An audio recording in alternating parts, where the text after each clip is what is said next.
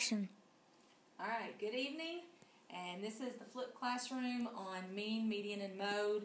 It also is going to include outliers, clusters, and gaps. It will not include range, but we'll talk about that some tomorrow, okay? So you have an organizer that I've given you. I would like for you to get that out. Just follow along. Remember that you can pause the video.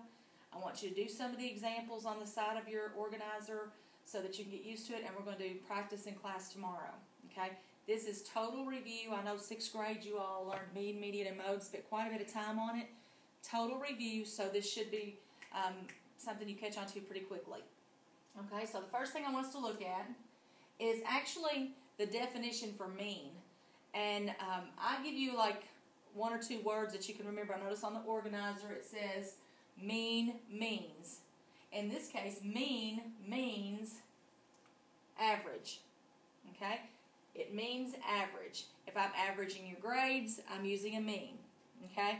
The actual definition of mean that I would like for you to put also in your organizer is the average of a group of numbers, which is just what I told you. But sometimes it's easier if we can remember one word that helps us relate mean to average. Okay? So to find a mean of a group of numbers, the first step, and on your organizer you have some steps, add all of the numbers. Okay, that's step 1. Notice that I have them ordered least to greatest with mean. That is not necessary. You don't have to have that way. Sometimes when I'm dealing with mean, median, and mode, I just go ahead and do it because I know I'm going to have it for 1 or 2 of them. Okay, but that's not necessary. Put that out beside there if you want to do that. But first step is add all the numbers together. So if I add all these numbers together, I'd like for you to stop the video and add them together real quick. You can use a calculator if you'd like.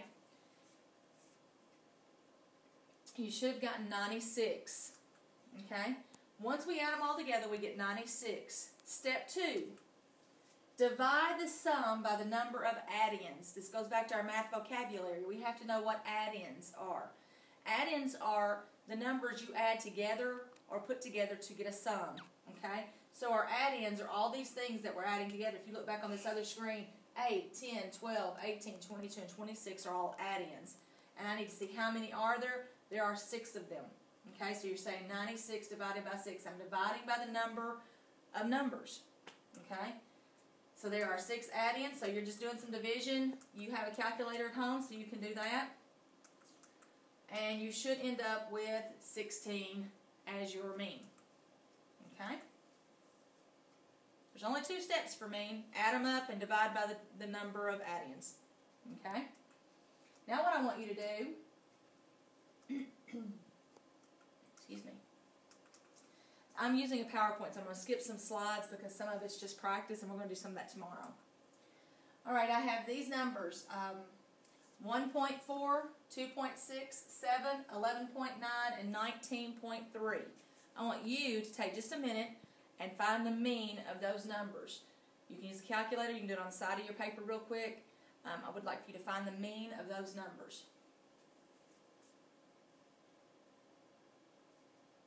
Once you add them up and you divide by 1, 2, 3, 4, 5, you should get 8.44. That is the mean of those numbers, the average. If I put them all together and I average them, it's 8.44.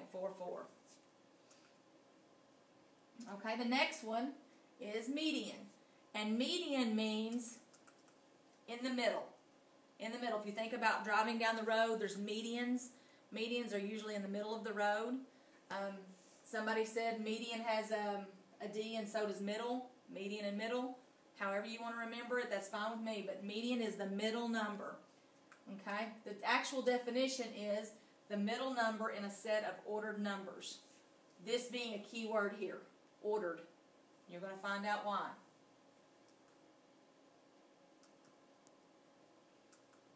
And it does say here again, I have them ordered least to greatest. Okay, that's going to be step 1 here in just a minute. But if you look at this set of data, and I think you learned in 6th grade that you're kind of eliminating a low and a high. A low and a high. And then you come to the middle number, and that is your median number, the one in the middle of your data. Okay? All right, so step 1. Arrange the numbers in order from least to greatest. If I were you, I would highlight, put an asterisk, a star, circle it or something. For median, This is hugely important. Okay? So I have these numbers here. I'm going to order them from least to greatest. And when I do that, I get 18, 19, 21, 24, and 27. Now I can easily see if I eliminate a small and a large, and a small and a large, that leaves me with one number in the middle, and that is 21. Step 2, find the middle number, which is what we just did. And we just did that by saying it was 21. Alright, this is your median number. Step 3, this is super important. Step 3. If there are two numbers in the middle, find the mean of those two numbers. If there are two numbers in the middle, find the mean of those two numbers. For example, if I eliminate the low and the high again, and I come here, I now have two numbers in the middle. And I'm going to have to find the mean of those two numbers to find out my median. So, this is what I do. I just add them together and divide by how many add-ins? I divide by 2. Okay? So it's 46 divided by 2, which is 23. That is the median. Let me get back to this set of numbers. Okay? 23 is the middle number. Even though 23 doesn't show up here, it is the median of this set of numbers. Okay? So let's see if I can move on. Hang on just one second. Okay, on your paper, I would like for you to find the median of this set of numbers. 53, 5, 81, 67, 25, and 78. I'll give you just a minute. I'd like you to pause the video. Do that on the side of your paper or right there on your organizer.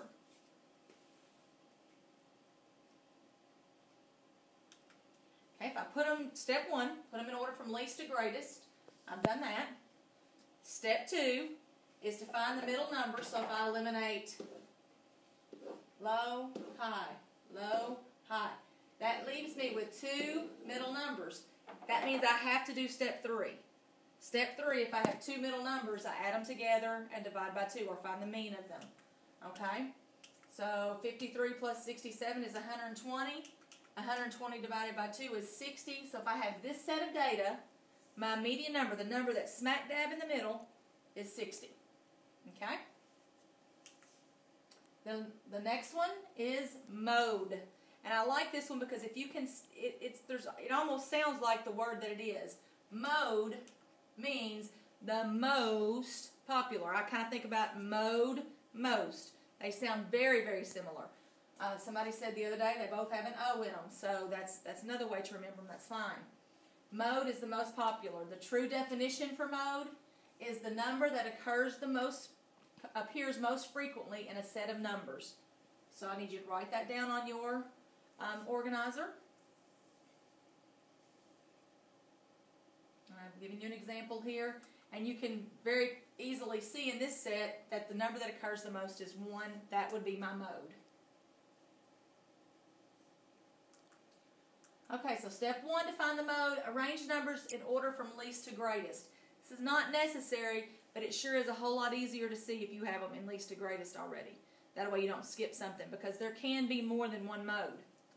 Okay, so here's my set of data. If I order them from least to greatest, you know, the 18s may kind of try to hide from me, but when I order them least to greatest, I automatically see I have 18 here. Step 2. Find the number or numbers that is repeated the most. If I had 18, 18, 19, 19, 21, and 24, I would have two modes. I would have 18 and I would have 19. So even if there's a tie, there can be more than one mode. There can also be no mode.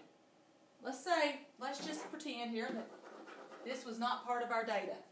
Look at this. Do we have a mode in this set of data? Is there a number that occurs the most? No, they all occur one time. So it would say no mode. Okay, you can also have mode equals 0. Okay, because I might have a set of data that might have 0, 0, 0, 0, 1, 2, 3, 4, 5. Then 0 would be my mode. So you may need to write those onto your organizer off to the side somehow so that you can remember them when we go back to do the activities tomorrow. All right, so 18 occurs the most. I'm going to skip this one. Now, on your notes or organizer, I would like for you to do this one. which number is the mode? I want you to find in this set of data which number is the mode. I'd like for you to pause the video, and I would like for you to do that on your own, please. Okay, if I were doing it, I would go ahead and put them in order from least to greatest. So I'm saying, okay, 21, 21, 22, 27, 31, and 32. Let's go ahead and put them least to greatest. Boom, I can automatically see 21 occurs the most. So my mode is 21.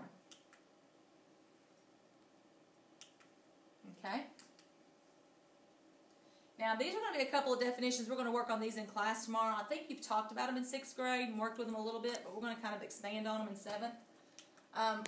Outliers, that's just a single number that is either much smaller or much larger than all the rest of your data. Okay?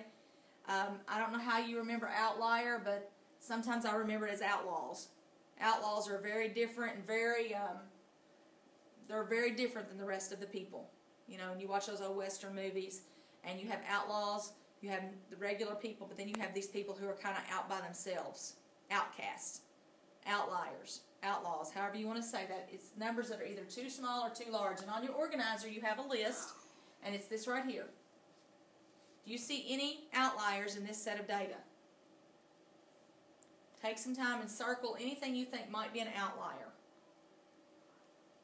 Well, I know 10 looks like an outlier to me because most of my data falls between 225 and 450, and I would say 900 would be an outlier.